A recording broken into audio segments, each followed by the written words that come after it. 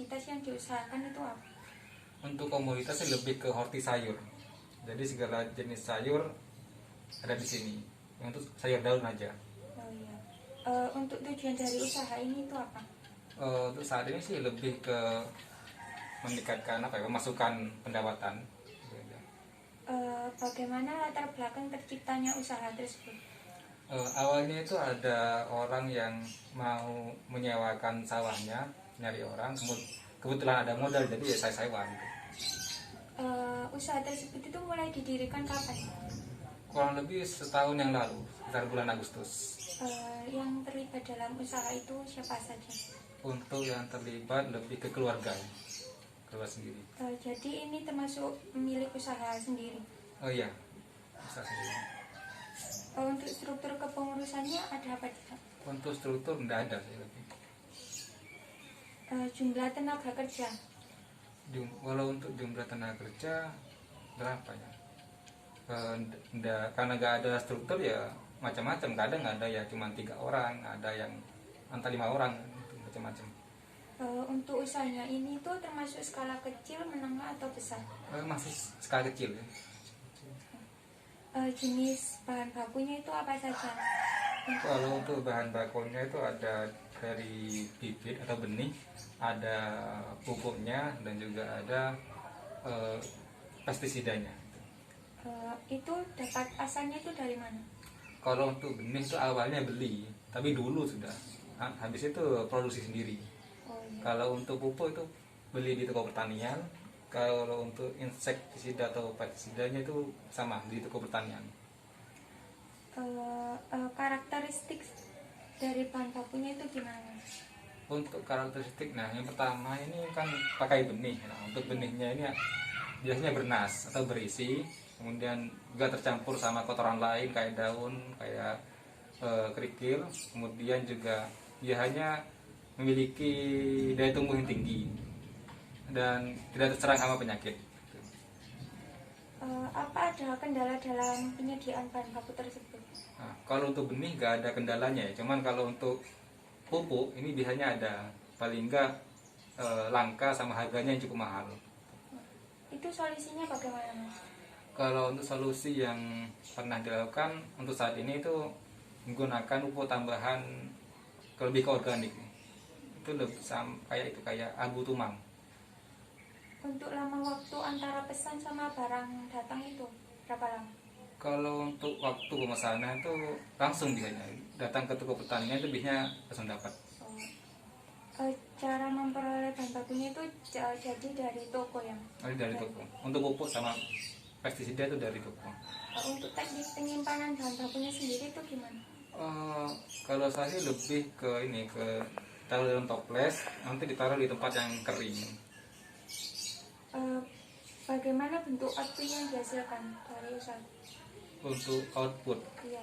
lebih ke barangnya. Iya, hasilnya. Nah, untuk hasilnya ini lebih ke sayuran, langsung untuk sayur. Dalam proses produksinya itu ini tipe produksi yang berkesinambungan atau yang terputus? Lebih ke berkesinambungan sih. Nanti habis panen itu biasanya ditanam sayur lain gitu, kayak lebih rotasi. Gak ada jeda untuk terputus. Untuk layout dari produksinya ini termasuk dari proses atau dari produk? Untuk layoutnya sih kayaknya dua-duanya. Yang pertama itu dalam segi prosesnya terlebih dahulu, teknis budidaya, kemudian produknya itu sayur itu sudah. Untuk proses produksinya sendiri tuh gimana, Mas? Gimana maksudnya? Proses budidayanya. Untuk proses budidayanya. Nah, kalau untuk proses budidayanya yang pertama itu ya menyediakan alat bahannya dulu, kayak cangkul, kayak benih sama pupuknya. Nah, habis itu melakukan pengolahan lahan. Nah, habis lahan yang diolah, melakukan penanaman. Terserah mau nanam apa ya, kayak yang penting sayur kalau di sini. Kemudian ya perawatan dah, pupukan, penyiraman. Baru nunggu 1 bulan bisa panen. Apa pernah mengalami kegagalan dalam proses budidaya itu? Kalau dalam proses budidaya pernah mengalami kegagalan ya, karena cuacanya yang nggak mendukung, kemudian adanya serangan OPT yang cukup tinggi. Itu cara mengatasinya bagaimana? Kalau untuk mengatasinya sih biasanya orang-orang di sini menanam tanaman yang kuat, yang musim hujan, ya cari tanaman yang kuat pada musim hujan itu. Kemudian juga melakukan pencegahan misalnya. Untuk teknologi yang mesin, di sini nggak pakai teknologi mesin, lebih ke pakai teknologi lebih kayak apa, kayak memanfaatkan bakteri-bakteri yang ada kayak trichoderma atau jamur-jamur, kemudian menggunakan PUC, menggunakan bahan-bahan alam itu dah di sini. Hasil dari teknologi tersebut itu bagaimana? Untuk hasilnya sih lebih ke meminimalisir penggunaan input pertanian, ya kayak pestisida sama kayak pupuknya. Kalau untuk saya jenis sayurnya itu ada kenikir, ada sawi, ada kangkung sama bayam. Sementara ada 4 itu. Itu harga persatuannya berapa? Kalau untuk harga persatuan sih biasanya ikut pasar, tapi rata-rata harganya itu sekitar 5.000 sampai 6.000-an itu. Bahkan ada yang 7.000. Untuk modal dari produksi budidaya ini sendiri itu berapa? Untuk modal awal gimana? Iya, modal. Kalau untuk modal awal untuk sewa lahan sendiri itu sekitar 1.500.000. Kemudian beli benih, beli cangkul dan lain-lain paling enggak sekitar 2 juta lah. Awal, paling awal itu. Keuntungannya sendiri tuh Mas, berapa? Nah, kalau keuntungan itu tinggal ngalihkan saja sih. Misal kita tanam sawi semua gitu, satu lahan, satu bedeng itu sekitar dapat 100.000-an, kira kurang lebih itu. Kalau ada 18 bedeng itu sekitar 1.800.000 per bulan.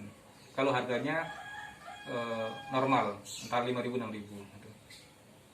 Untuk jumlah produk yang diproduksi itu tadi berapa Setiap bulan, jenisnya? setiap bulannya.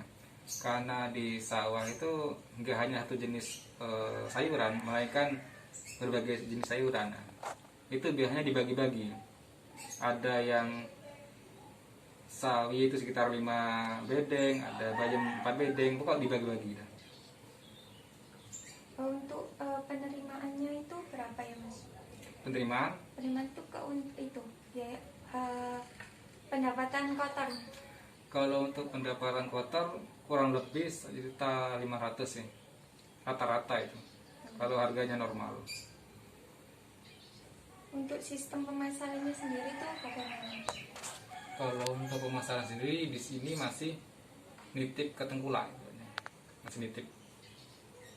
Fungsi pemasaran yang digunakan itu apa? Kalau untuk fungsi pemasaran, kalau di sini ya petani-petani di sini ada yang masih nitip tengkulak, kemudian tengkulak dibawa ke pasar misalnya. Kalau di sini umumnya itu pasar Tanjung. Nah, ada yang petani nanam sendiri, ada yang dijual sendiri langsung ke pasar Tanjung. Pas misal di pasar Tanjung ini produknya masih ada, biasanya ya dipasarkan ke pasar-pasar lain yang lebih kecil itu.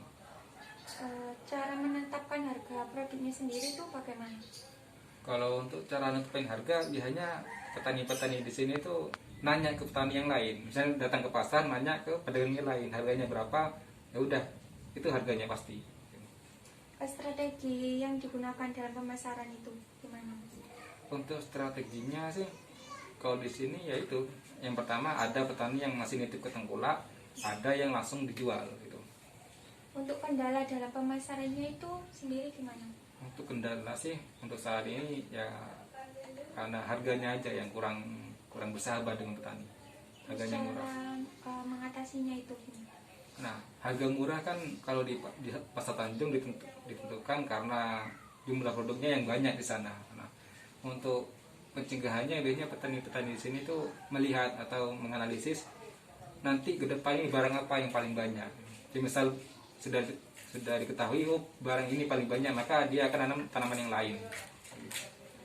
Untuk usaha tani ini sendiri tuh apa melakukan kemitraannya?